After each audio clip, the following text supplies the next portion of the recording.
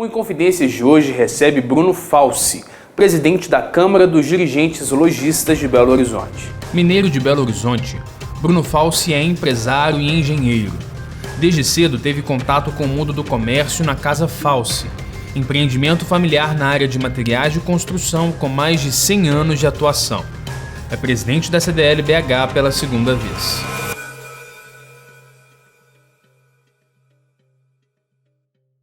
Presidente Bruno Falsi, muito obrigado por nos receber e por abrir as portas da CDL para o Inconfidências. É um prazer conversar com o senhor.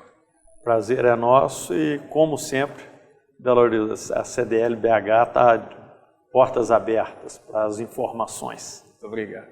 Presidente, pesquisas recentes mostraram, a respeito do perfil do varejo no Brasil, mostraram que 80% do setor é formado por pequenos e médios empresários, ou por micro e pequenos empresários, melhor dizendo. E, curiosamente, esse é um extrato dessa camada de varejistas que ainda tem pouco acesso a algumas informações de gestão e afins, e também ainda alguma dificuldade para o acesso ao crédito. Os pequenos e microempresários ainda são subvalorizados no nosso comércio? São. É o nascedouro das grandes empresas, são as pequenas e microempresas. Elas começam pequenas, vão se desenvolvendo, algumas permanecem em tamanhos pequenos, mas outras já desenvolvem. São poucas as empresas que já nascem grandes, já nascem estruturadas. Então, realmente acontece isso que você falou, as informações, o know-how, realmente é uma das metas nossas, inclusive, da CDL Belo Horizonte, é difundir, esclarecer, mostrar essas ferramentas de trabalho para os empresários poderem se manter e se desenvolver no comércio e na prestação de serviço. Bom, presidente, uma pesquisa, um levantamento de junho, apontou que 59% dos belo-horizontinos estão endividados. Foi a maior taxa do ano e a maior taxa dos últimos 28 meses. O último índice que superou isso foi em 2013, em fevereiro de 2013, que foram 74%. Esse dado, 59% dos belo-horizontinos endividados, comunica o quê? Que cenário é esse? É o reflexo da gestão do governo federal dos últimos anos. Nós temos uma crise moral no país, instalada, a crise moral. Dessa crise moral desdobra-se em crise política, em crise econômica, em crise financeira. Nos últimos anos foi feito foi dado força para o consumo, e que é bom, mas desde que seja um consumo consciente. Não adianta eu virar para o meu filho e falar assim, pode consumir, é bom, é ótimo para o comércio, vai lá e consome. Depois, na hora de pagar, não tem dinheiro. Isso é péssimo. Por um lado é ótimo consumir, por outro lado não pagar a conta é pior ainda, vai sair mais caro ainda.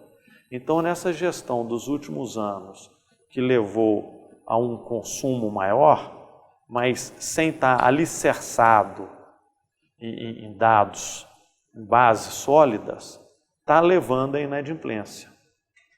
E essa inadimplência ainda, ela tem uma tendência de, por um lado, de diminuir, por outro lado, aumentar. Por um lado, diminuir, por quê? Porque o pessoal já pisou no freio do consumo. Então, consumindo menos, a possibilidade de inadimplência vai ser menor. Por outro lado, tem pessoas perdendo emprego. Então, pessoas que já estão, vamos falar assim, no limite do endividamento, perde o emprego, ou ele ou uma pessoa na família, às vezes fazendo uma arrecadação familiar, então leva também a uma possibilidade de aumento de inadimplência também, que é muito ruim. É muito ruim para a empresa que fez o serviço ou vendeu o produto e não vai receber, e é muito ruim também para o consumidor, que vai ter o seu nome negativado, ele vai ficar com restrição de crédito e, na sua maioria, eles não queriam passar por isso. É um desajuste que teve na vida, muitas vezes induzido pelo consumo. Recentemente, numa entrevista sobre a situação do comércio e do varejo em Belo Horizonte, o senhor usou uma expressão que eu quero citá-la literalmente aqui, que foi que estamos vivendo uma época de aperto e desmandos econômicos. Já deu para sentir um pouco dessa sua percepção, mas de forma mais direta, quais são esses desmandos econômicos a qual o senhor se referiu? Vamos falar um aqui rapidamente. Infelizmente, o governo, todo dia sai uma notícia ruim. Caso de político, de partido, isso e aquilo. Petrobras. Segurar o preço do combustível até um pouco depois das eleições. Petrobras, ela tem que ser autossuficiente. Ela não tem que ter interferência do governo federal. Seguraram o desmando, um dos desmandos está aí. Ele segurou o preço do combustível para não deixar a inflação subir, para passar o período eleitoral. Passou o período eleitoral, descobriram a Petrobras, com desvios, com roubos, ela operando com prejuízo, porque não poderia vender combustível naquele preço. Então esse é um dos desmandos. Presidente, em 2012, o Ministério Público do Estado, ele denunciou uma irregularidade na contratação que a Prefeitura fez da CDL em 2004 para a implantação do projeto Olho Vivo. E aí o Ministério Público dizia que houve uma atuação direta do então prefeito, Fernando Pimentel, para liberar ou para favorecer a CDL no valor de 5 milhões de reais. O STF acatou a denúncia do Ministério Público, mas como o Fernando Pimentel deixou de ser ministro, ela foi para a Justiça, para o Tribunal de Justiça do Estado. Dado todo esse cenário, como é que o senhor vê essa percepção, esse processo, como é que o senhor vê isso e como é que é a relação hoje da CDL, por exemplo, com o governador agora, Fernando Pimentel? Bom, o que eu vejo é o seguinte, Fernando Pimentel fez uma bela de uma gestão na Prefeitura de Belo Horizonte. E isso, acho que, se fizer uma pesquisa, ele vai ter uma boa votação em Belo Horizonte. O reflexo desse projeto Olho Vivo, eu tenho certeza que foi um dos grandes projetos feitos naquela época. Ele, inclusive, serviu de exemplo para todo o país. Não tinha Câmara de Olho Vivo no Brasil. Foi a CDL, Belo Horizonte, com outras entidades e com a Prefeitura, Polícia Militar também envolvida. Eu não vou saber te falar direito porque eu não fazia parte da gestão na época. Tá?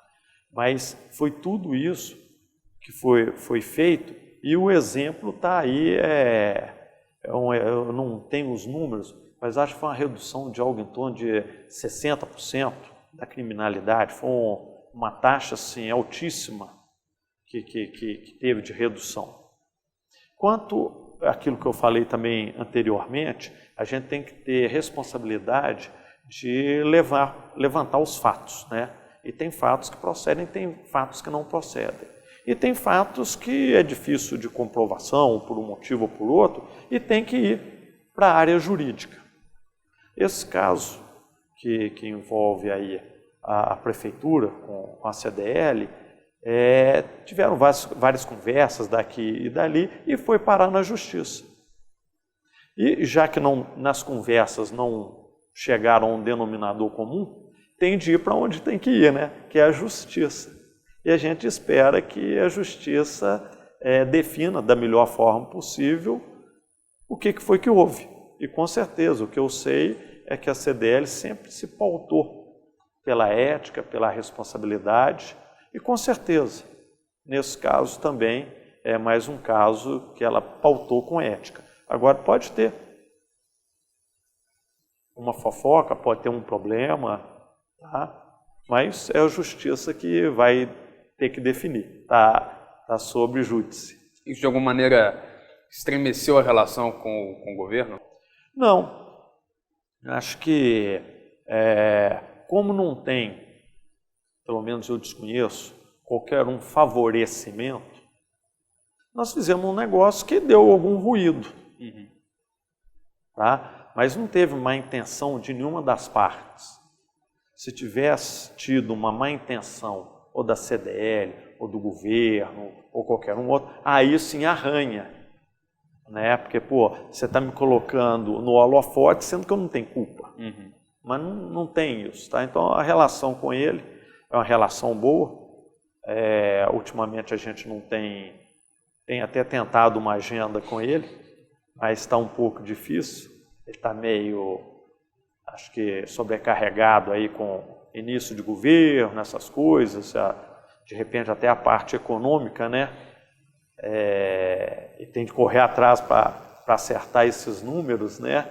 E fazer uma boa gestão. Então ele deve estar preocupado nos planejamentos dele para fazer o melhor governo possível. Mas com a gente não tem maiores problemas, graças a Deus. O senhor disse certa vez que o comerciante, como bom mineiro, é, antes de tudo, resistente. Isso saiu da boca de alguém que tem na família, no sangue, o DNA da Casa Falsi, que tem mais de 100 anos de existência. Considerando que essa frase saiu de alguém que está mergulhado no universo do comércio desde muito cedo, como o senhor percebe quais seriam os valores, os principais valores dos empreendedores mineiros que estão mantendo o seu negócio a duras penas há tanto tempo? Olha, com certeza as empresas longínquas são empresas familiares. Eu e você, como sócio, ganha um pouquinho mais de dinheiro, aí você aumentou o patamar ali, você já não quer trabalhar, né? A gente acaba desfazendo a sociedade. Agora, a família é constante. A família não acaba. São pouquíssimas as famílias que acabam. É porque a empresa, de repente, ficou na mão de uma pessoa, a pessoa não teve filho, e aí, praticamente, a empresa está chegando próxima do fim. Mas as empresas familiares, e tivemos aqui na premiação de quinta-feira, empresas que veio a avô, veio o pai e veio o filho. 3 gerações. E o que você acha que está no sangue da terceira geração? É um negócio. A família inteira, durante anos, tirou seu sustento, seu luxo, o seu dia a dia da empresa. Então ali é tudo dele. O que ele fala, né, quando ele fala algum caso da família, ele fala da empresa. Quando ele fala da empresa, ele está falando da família. Então eu acho que um dos motivos da perenidade, da alta perenidade das empresas familiares é essa raiz, esse vínculo. Você chega e fala assim, a minha casa eu construí foi com o dinheiro da empresa. Então eu tenho que manter essa empresa viva. E na época de crise, se tiver de trabalhar sem ganhar dinheiro, sem tirar da empresa, eles vão fazer isso. Porque eles sabem que ali na frente vai melhorar. E aí ele tem capacidade de voltar a pegar e a ganhar dinheiro novamente. Presidente, a Casa Falsi tem mais de 100 anos de história. São 107 anos. 107 anos de história. 107 anos porque nós temos uma nota fiscal original que ela é datada, ela foi emitida em 24 de fevereiro de 1908. mas no cabeçalho dela, essa com certeza não foi a primeira nota. E no cabeçalho dela fala que ela era sucessora de uma outra empresa. Então, ela tem mais de 107 anos. Pois bem, então nesses mais de 107 anos, certamente a questão da inovação foi muito presente, porque para uma empresa se perpetuar tanto tempo, ela tem que se reinventar o tempo todo. O senhor pegou parte desse processo de reinvenção. Como é que a Casa Fausto se reinventou para continuar no mercado tão competitivo em todo esse tempo? E mais que isso, a tradição pesa mais que a inovação nesse caso? Não. A tradição é muito boa.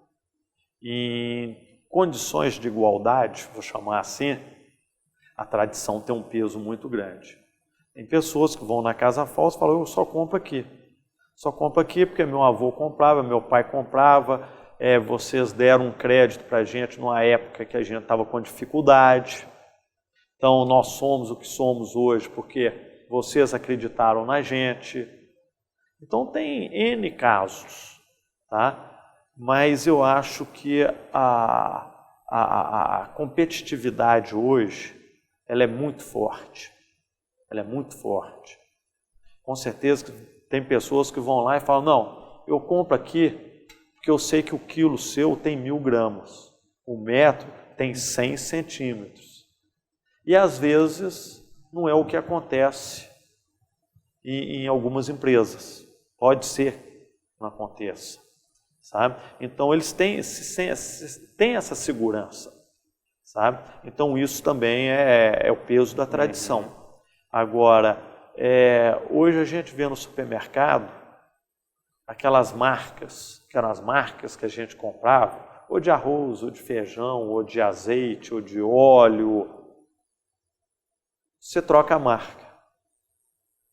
Então aquela empresa tradicional que sua mãe, sua avó consumia, se ela tiver um preço mais alto, se ela não for competitiva, ela provavelmente vai ser trocada, sabe? Então, a adaptação, a inovação pesa mais do que a tradição. A sua história na CDL é muito anterior à sua gestão na presidência. O seu pai foi um dos fundadores da CDL Belo Horizonte.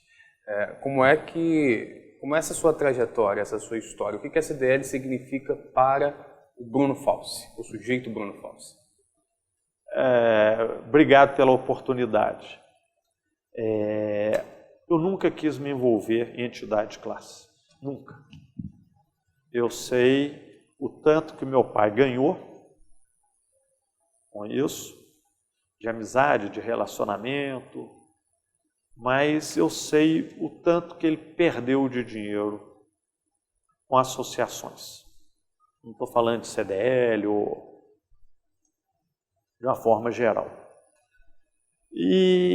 Então eu sempre tive um certo pavor. Na última gestão, me chamaram para ocupar o cargo de primeiro vice-presidente. Conversei com a minha mulher e falei, olha, eu tenho escorregado toda hora. E eu acho que está na hora de eu assumir alguma coisa assim. Tem a história do meu pai na empresa, na entidade, né? Eu acho que eu tenho condição. E aceitei.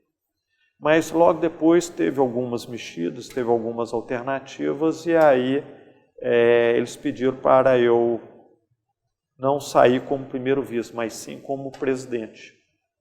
E saímos e tivemos sucesso aí na eleição e fomos eleitos. Então eu acho que a CDL também tem esse papel, que de uma forma ou de outra ela ajudou o meu desenvolvimento e consequentemente ajudou a Casa Fausto também estar aí no mercado de hoje. Tá certo, presidente, muito obrigado por essa conversa, foi um prazer conversar com o senhor, desejo sucesso na CDL e na Casa Fausto. Muito obrigado. Nós precisamos dos dois sucessos, né? Não adianta só o sucesso aqui, precisa o sucesso empresarial para a gente ter condição de ocupar a cadeira aqui, tá? Muito obrigado aí pela reportagem e estamos às ordens. Muito obrigado. Tá? Agradeço. Então tá bom. Para você que nos acompanhou no Confidências, também o nosso muito obrigado. Nós voltamos na semana que vem com mais uma entrevista para você. Um abraço e até lá.